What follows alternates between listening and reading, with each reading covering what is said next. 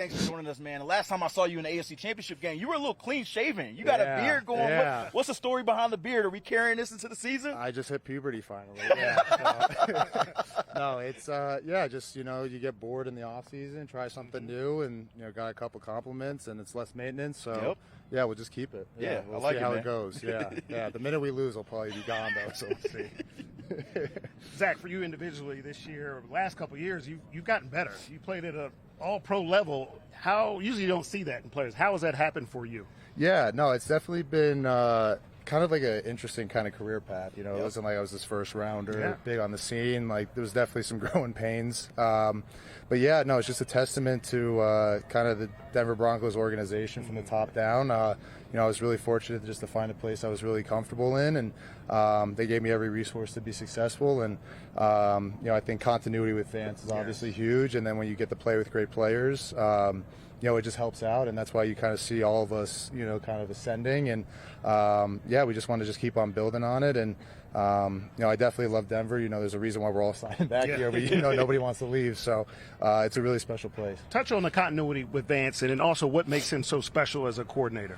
Yeah, I think that was a huge reason why I came here, obviously. In Arizona, I definitely, my first couple of years, it was rough, but he stood by me, and, he really kind of saw the potential before anyone else did. And he always gave me that confidence, and, he just does such a great job of just creating one-on-ones, and as a defensive lineman, that's all you can ask for. So when he got the job in Denver, he called me right away. He said, I'm coming to get you, and he stood true to his word, and I'm forever grateful and thankful for him and that he did that. And he's just, the guys love him. I mean, he holds a super high standard, but at the same time, like, he's like a player's guy, I guess. It's like kind of the term where he knows how to connect with the players. It's not like he's super cold. So he's just kind of the perfect balance of everything. And we're just super fortunate to have him. I love that. Perfect balance for Vance Joesph. Yeah. And when you two arrived, you and Vance, that's when things started to take over here, right? Back-to-back years, leading the team, leading the league in sacks. And I've heard some guys talk about the record. The 1984 Bears, the 72 sacks.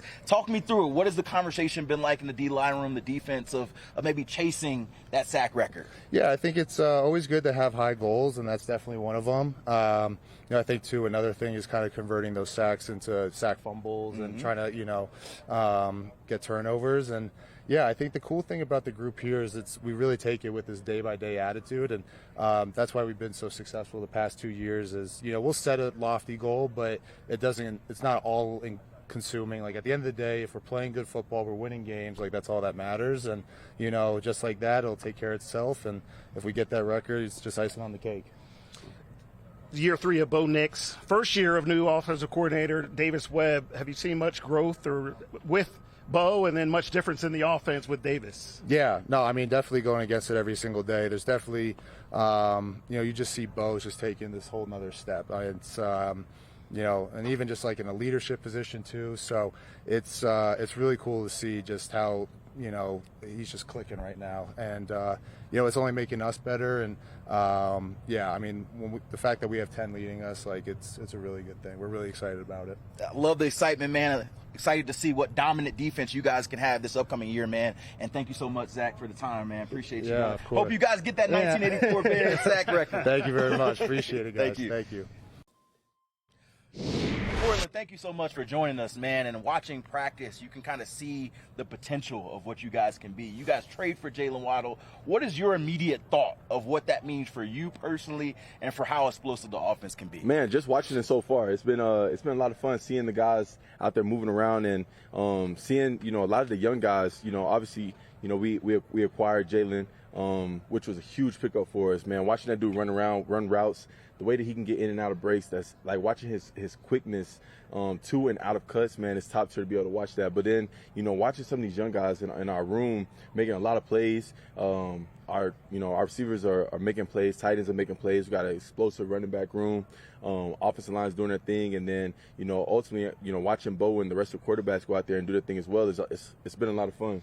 Speaking of young guys, people think Bo Nix is like this seasoned veteran, but this is only year 3 for him. How have you seen his progress and your synergy with him? Yeah, man, it is funny that you say that, because he does seem like he's been around for a long time. And, you know, for him to only be, going to year three? Year 3. Man, shoot, for a second I had to remember. You know, it seems like he's been around a lot longer because, you know, you sit there and talk to him. If you ever get a chance to talk ball with Bo, you know, he understands the game at a completely different level. He doesn't understand the game at a, you know, year 3 guy. And I know the quarterback position is a little bit different than most other positions, but to watch him go out there and, you know, talk football and really understand what's going on around him and trying to get everyone around him to be able to speak the same language so that we can all be on the same page and go out there and play really fast is really fun to be a part of. Hey, listening to you talk about Bo gets me hyped up, right? You spend a lot of time with him. What's maybe one thing low-key that you know about him that maybe the rest of the world doesn't know?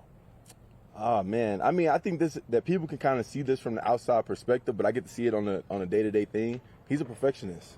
He's a perfectionist. And, you know, it comes with a lot of expectations from guys around him, which you want that. You know, you hear all these stories about guys that have been great and the level of expectation that they bring with the rest of the guys around them, the level of care that they bring with everyone else around them. And you want your guy to be that guy, to be like that, especially your quarterback. You want him to be a guy that is raising the ceiling of everyone around him. And I think he does that because he expects perfection out of himself, but then also wants to bring other people with him. And it's also understanding that everyone's path to get to that level is a little bit different. And he's willing to be patient with everyone to bring them to that level.